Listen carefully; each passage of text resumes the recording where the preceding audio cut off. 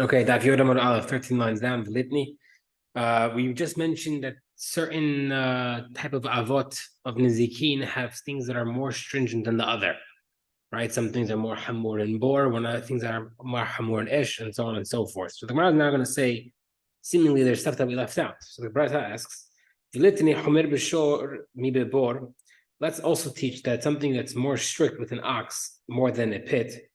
Shahashur hayav bo et hakelim. Because by a shore, you're chayav if damaged utensils are damaged.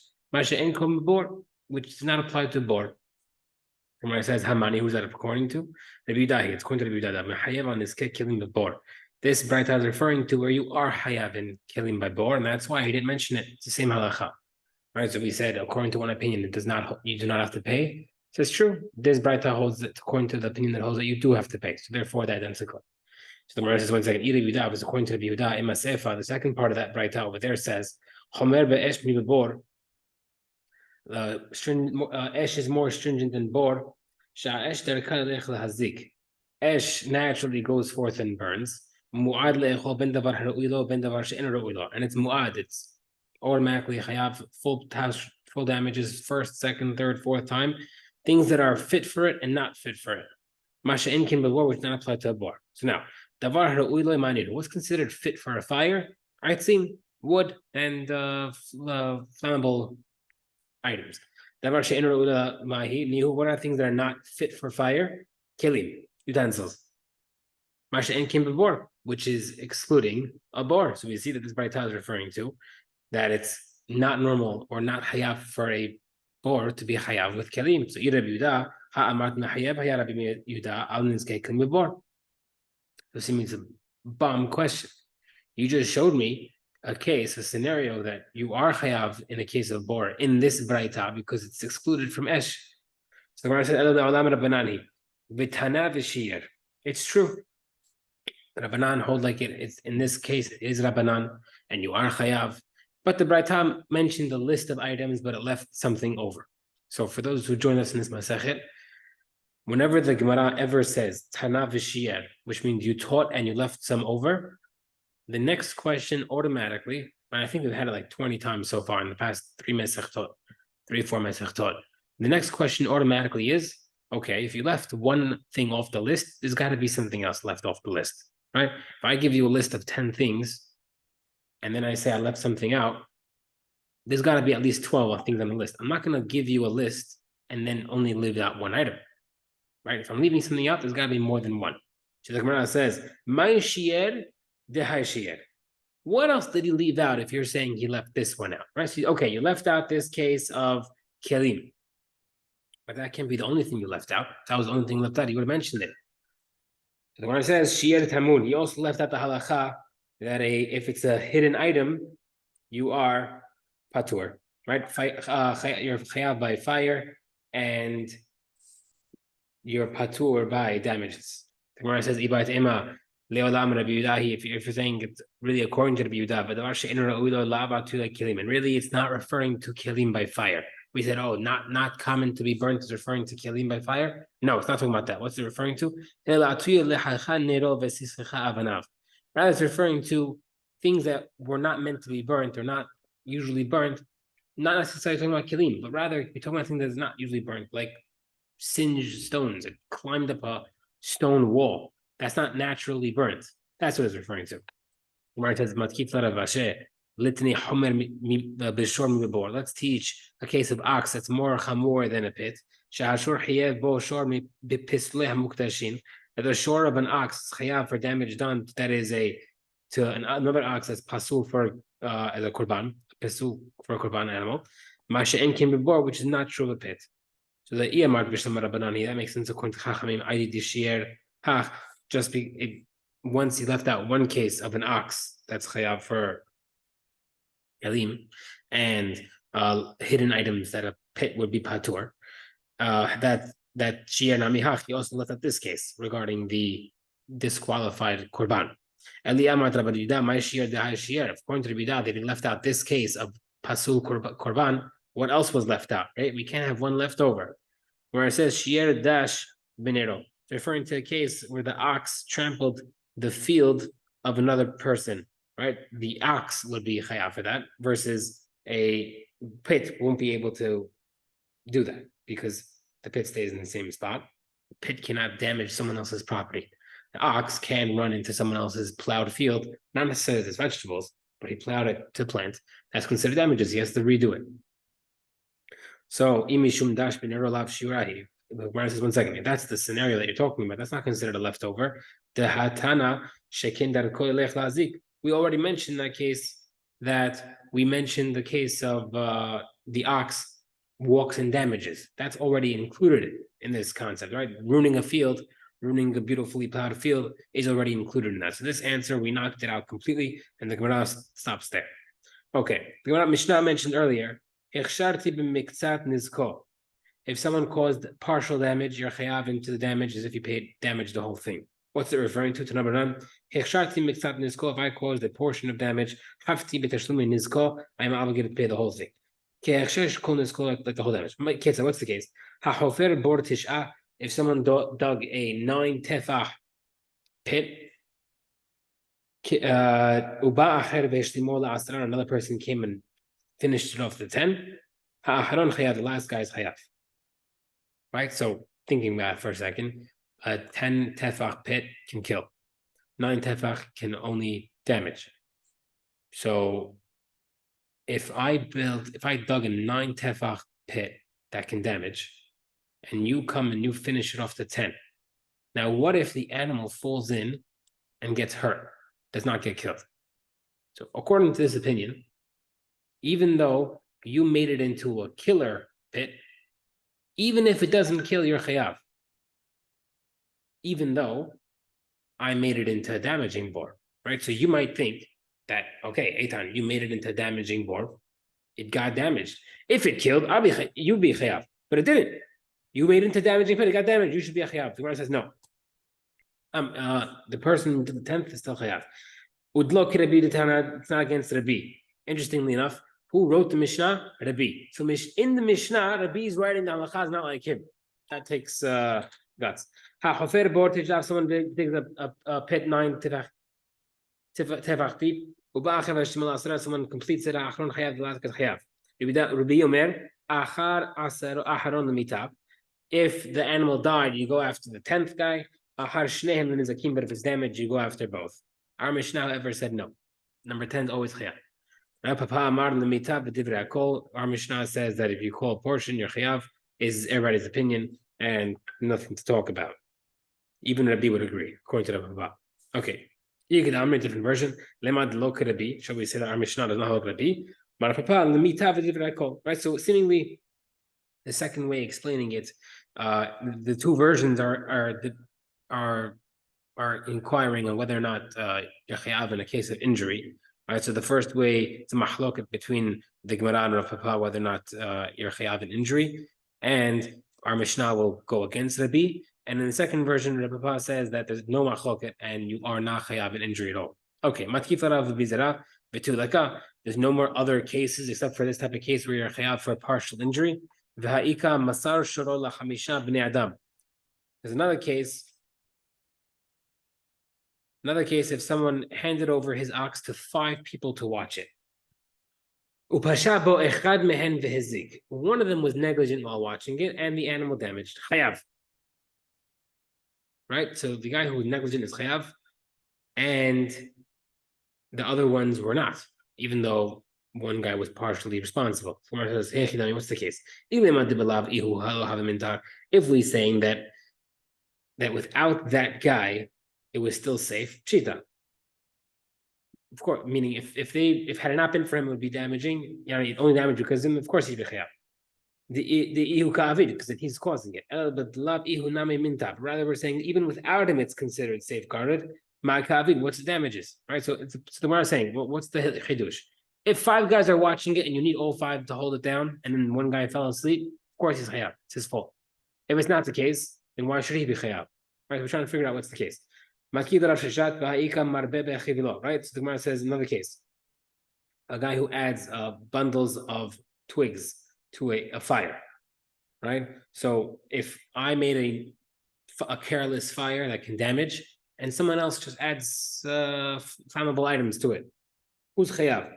So seemingly this is a scenario where you're partial responsible, but you're fully chayav. Gemara says, no, not a proof to our question. Because we can say maybe without this guy adding flammable items, it would have stopped. So then pshita, then pashut. The guy added twigs to it, and that caused the fire to spread. He's chayav. Rather, we're saying had it not been for the guy who added to the flames, it still would have traveled. My ka'avid, and what's the damage caused? Right. So this is also not a case of partial responsibilities chayav and all. Right. We keep on bringing in a scenario and knocking it out. For pa. Va'ika had to tell you another brayta. Hamisha sheyashvu al tafsal echad, 5 people who sat on a bench. Velo shevaruhu, and their combined weight did not break it. Another guy sat on the bench and it broke. Haron chayav, the last guy chayav. All right, if you want to compare a case, I would compare it to the case of an elevator. If 5 guys in the elevator, 6 guys jumps in, and then the whole thing breaks.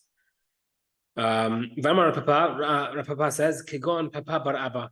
It's referring to where every single guy was like Papa Abba, who happened to be a very, very large person. Right? So therefore they can all be chayav.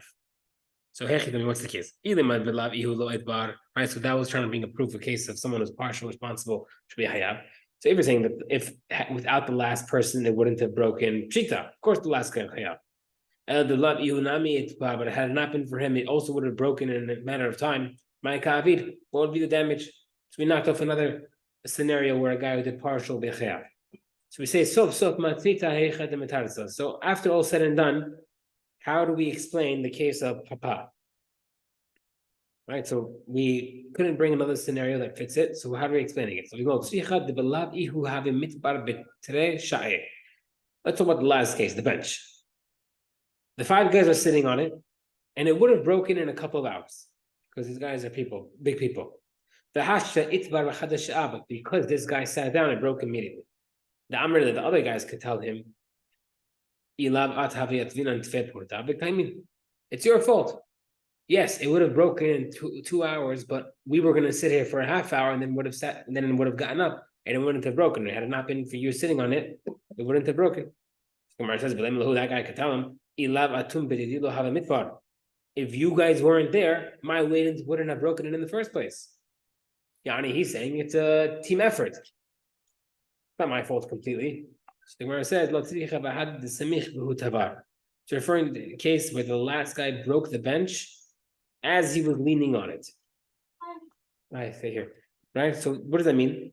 That he leaned on them, stopping them from getting up. Right? So it's not like he sat down giving them an option to get up or not. He literally just jumped on it, like jumped on them all. So pshita, if that's the case, he's hayab. He didn't give them an option to stop the breaking. The Gemara says, his force is not like himself. Right?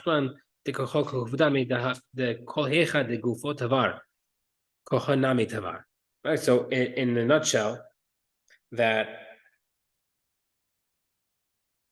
because someone's meaning, if someone's force can cause damage, and also if the cause of his force causes damage, is also chayav. So true. If he would have just sat down on it, that's one thing. But because he forced the other people to sit down and stay down, therefore he's responsible for the damage that occurs afterward. Right? He can't complain afterward instead of a team effort. Right. So if the guy comparably jumps in the elevator, he's over now that it's past the weight limit, and then he quickly shuts the doors, not letting them get out, it's his fault. Right. And he can't complain, oh, I'm just 200 pounds, and the other guys are 800 pounds combined. So therefore, it's not my fault completely. No, if you're forcing them to stay and you're forcing the scenario, it is your fault. Okay. Vituleka, are there no other, right, we're jumping back into the original conversation. Are there no other scenarios where your hayav for partial damage is responsible for full damage?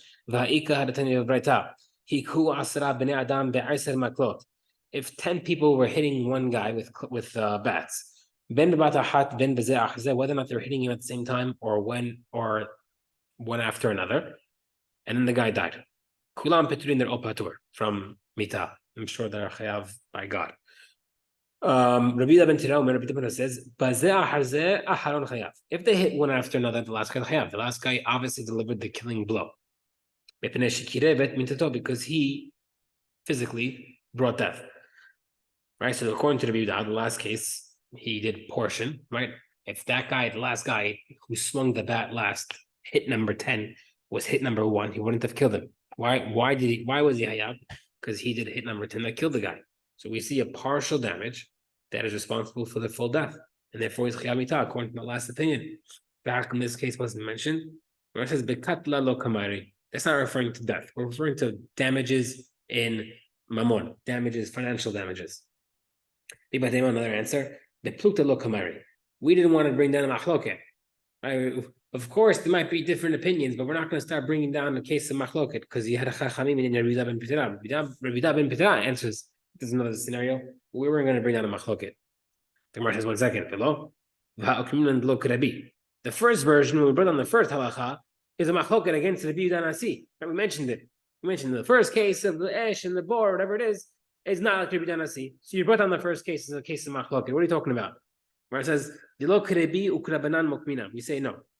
It's not according to the B, but it is according to Chachamim. Meaning, because we had Chachamim over there and the halacha was posek like Chachamim, therefore we're able to bring it down. If you have a psak, if you have a halacha that was already posek on, that's not considered a machloked anymore. But we never had a psak given on the machloket over here regarding the guy getting hit between the machloket between Chachamim and Rabbi Ben B'Tira. Therefore, we don't want to bring it. Next part of the Mishnah. Hafti b'tashlumin nezek. I am chayav in the damages of a person. Hafti b'niskolok tani hakam. The Mishnah doesn't say I'm responsible for his damage, right? It sounds like he has to replace the guy's animal. Ila tashlumin is kol. Rather, I'm responsible for the payment of his damage, right? So therefore, you only have to pay the difference. So what's the scenario? If my ox gored your ox, and now your ox went from worth $1,000 to $100 for the hide of the carcass. So there's 2 ways to look at it. Do I have to pay you $1,000 for your ox and I take the carcass? Or do I give you the $900 for the difference between your live animal and dead animal? So the Gemara says, we have a Mishnah elsewhere in the Braita.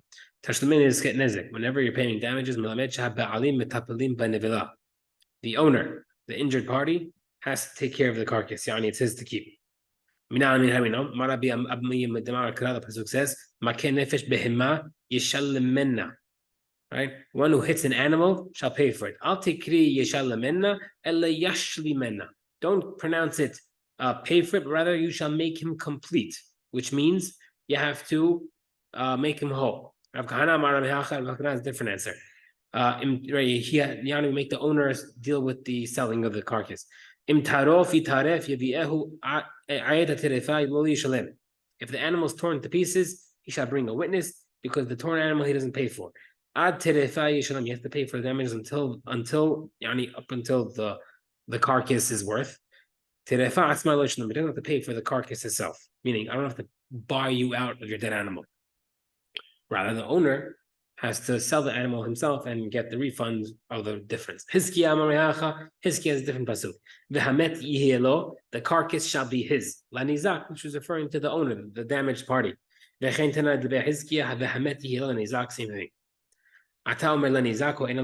Who says that's referring to the damaged party? Maybe he says the carcass belongs to the damager.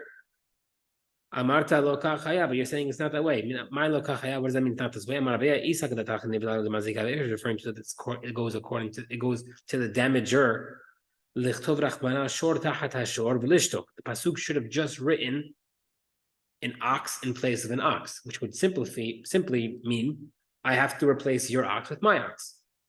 Why would the pasuk add the next part? The animal's body should belong to him. It refers to that the owner of the dead animal keeps it and he takes care of the carcass.